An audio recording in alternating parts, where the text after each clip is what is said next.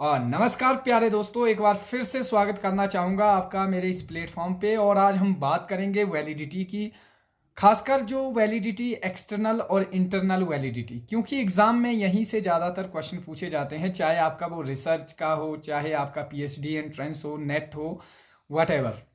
तो आज हम इस टॉपिक को बड़े ही इजी वे में एक्सप्लेन करेंगे, क्योंकि बड़ा सा डिफ़िकल्ट सा टॉपिक रहता है और स्टूडेंट ज़्यादातर कन्फ्यूज़ ही इसी में होता है। तो जी हाँ, सबसे पहले इंटरनल वैलिडिटी देखिए। वैलिडिटी सबसे पहले समझिए कि वैलिडिटी क्या होती है। वैलिडिटी वही होती है जिसे आप मेजर करना चाहते हो, जिसे आप मापना चाहते हो, क्या रिजल्ट वैसा आ रहा है। अगर वैसा ही आ रहा है जो आप चाह रहे हो, जो आप प्रूफ चाहते हो, तो इसका मतलब ये होता है कि आपकी जो रिसर्च है वो वैलिड है, जो आप देखना चाहते थे, जो आप मेजर करना चाहते हैं। अब इंटरनल वैलिडिटी क्या होती है? इंटरनल वैलिडिटी ये होता है कि आपका इंडिपेंडेंट वेरिएबल जो है किस हद तक जो है वो जिम्मेवार है डिपेंडेंट वेरिएबल में चेंज लाने के लिए। समझा दूंगा बड़े आसानी से, मतलब अभी कंफ्यूज होने की जरूरत नहीं है, काफी ही इजी टॉपिक है। देखिए, फॉर एन एग्जांपल मैं कहूंगा कि एक कर्मचारी की बात लेते हैं। मान के चलो आपका एक बहुत बड़ा एकेडमी है, ठीक है।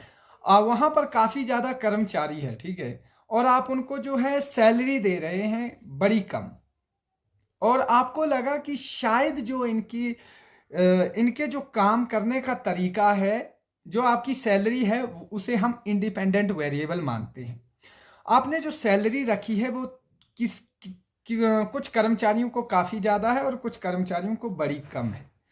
अब जिन कर्मचारियों को सैलरी अच्छी है वो टाइम पर भी आते हैं और उनकी जो फंक्शनिंग है वो काफ़ी ज़्यादा सही है, ठीक है।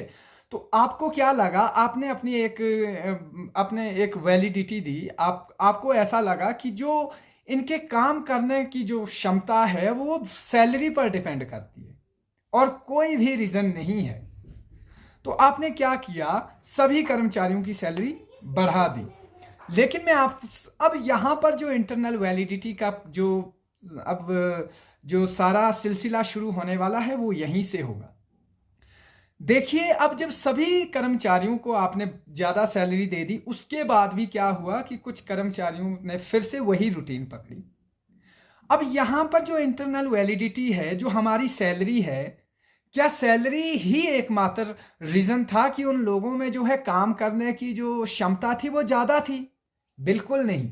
हो सकता है कुछ कर्मचारियों में स्वेच्छा से ही काम करने की जो है वो अब लगन है, उन्हें कोई सैलरी की ज़रूरत नहीं। अगर उन्हें एक अच्छी सी कंपनसेशन सैलरी भी दी जाए तो वो खुश है, वो अपने काम के प्रति ईमानदार है। जबकि वहाँ पर कुछ ऐसे भी कर्मचारी थे जिनको सैलरी आप चाहे लाख दे दो, चाहे 20,000, उन्होंने जब सुस्ती डालनी है तो डालनी है। इसका मतलब ये हुआ कि जो आपकी इंटरनल वैलिडिटी, जो इंडिपेंडेंट वेरिएबल आपका जो सैलरी है, वो आपकी वैलिडिटी में रिजल्ट लाने के लिए कोई भी रिस्पॉन्सिबल नहीं है। कि आप ये नहीं कह सकते कि हमारा एकमात्र सैलरी ही इस रिजल्ट को लाने में कामयाब हुआ है। नहीं समझे? चलो एक और उदाहरण देते हैं। फॉर एन एग्जाम्पल, अगर मैं कहूँ कि मान के चलो मार्केट में अभी आपने क्या किया, आपने एक नई शॉप खोली है और आप चाहते हैं कि आपका जो टेलीविज़न की या एलईडी की आपने जो है एडवर्टीजमेंट कर दिए अक्टूबर नवंबर में, ठीक है। और होता क्या है, आपके जो एडवर्टीजमेंट के बेस पे जो आपकी शॉप के जो टीवीज़ है वो धड़ाधड़ बिक जाते हैं।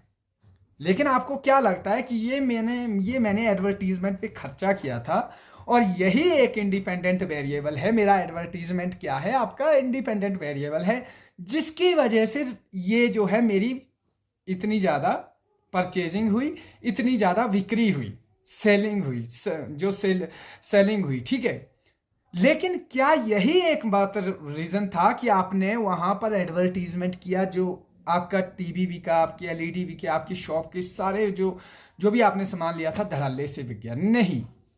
हो सकता है अक्टूबर नवंबर में अब लोगों के, मतलब दिवाली का समय था, अब लोग जो है अमूमन हमारे इंडिया में क्या होता है, लोग उसी टाइम जो है वो ज़्यादातर शॉपिंग करते हैं और उसी एक्सटर्नल फैक्टर की वजह से, जो दूसरा फैक्टर रिस्पॉन्सिबल था, उसकी वजह से आपके जो है वो शॉप में इतनी सेलिंग हुई है।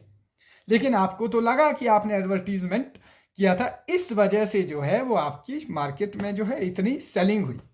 तो ये जो होते हैं, जो मैंने आपको दिवाली कहा, जो आपको मोटिवेशन कहा, कर्मचारियों की जो मोटिवेशन है, ये एक्सटर्नल फैक्टर्स होते हैं, थ्रेट्स होते हैं, जिन्हें डाउट बोलते हैं हम इंग्लिश में।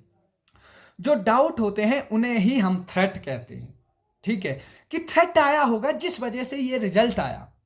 अब कर्मचारियों का काम करना वो थ्रेट्स था, जिसके अंदर इंटरनल मोटिवेशन थी उसने काम किया, जिसके अंदर मोटिवेशन नहीं थी उसने सैलरी बढ़ाकर भी नहीं किया।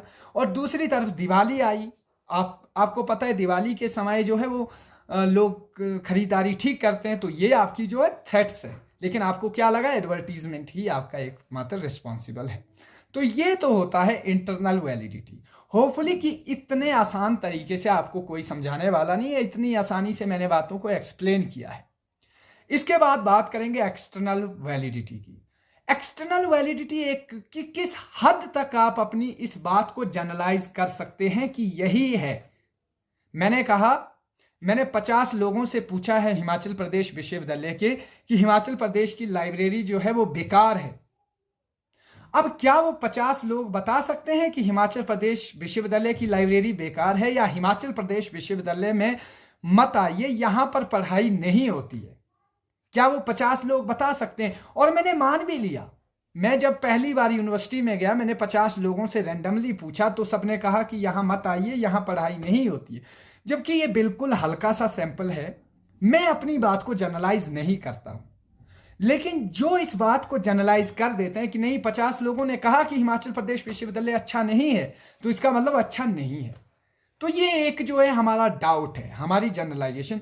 जितना छोटा आपका सैंपल होगा जनरलाइजेशन के लिए, उतना आपका एरर बढ़ेगा। मान के चलो 4000 की स्ट्रेंथ है हिमाचल प्रदेश विश्वविद्यालय में, अगर मैं 2500 लोगों का सैंपल लेता हूं, उसमें से 2200 लोग मना करते हैं, तो इसका मतलब हमारी जो जनरलाइजेशन है वो कुछ हद तक, ज्यादा नहीं, कुछ हद तक जो है वो सही हो सकती है। लेकिन 4000 में से 400 लोग भी अगर ऐसा कहे कि ऐसा है, तो हम अपनी जनरलाइजेशन को उसको क्या नहीं कर सकते, जनरलाइज नहीं कर सकते। तो ये होते हैं थ्रेट्स, जो आपके रियलिस्टिक एक्सपेरिमेंट, जो एक्सपेरिमेंट करते हैं आप, जो अप्रोच करते हैं, इंटरेक्शन करते हैं, इसका मतलब ये है कि आपने जो इंटरेक्शन की है लोगों के साथ वो रियल नहीं है, वो आपका कहीं ना कहीं थ्रेट आ रहा है। आपकी मीटिंग्स, रिग्रेशंस, हिस्ट्री, ठीक है, सब कुछ मैटर करता है। तो ये होता है आपकी एक्सटर्नल वैलिडिटी, कि आप अपनी रिसर्च को, आपने ये अगर क्लेम किया है तो किस हद तक आप जनरलाइज कर सकते हैं। तो ये एक छोटा सा कॉन्सेप्ट था इंटरनल वैलिडिटी और एक्सटर्नल वैलिडिटी का। हालांकि मैं लास्ट में आपको अभी जो है कुछ इसके थ्रेट्स बता देता हूं, ताकि एग्जाम में डायरेक्ट पूछे जाए तो आप जो है कर सकते हो। तो होपफुली दोस्तों ये आपके लिए बहुत हेल्पफुल होगी। Thank you so much for watching this video and have a nice time. Thank you guys.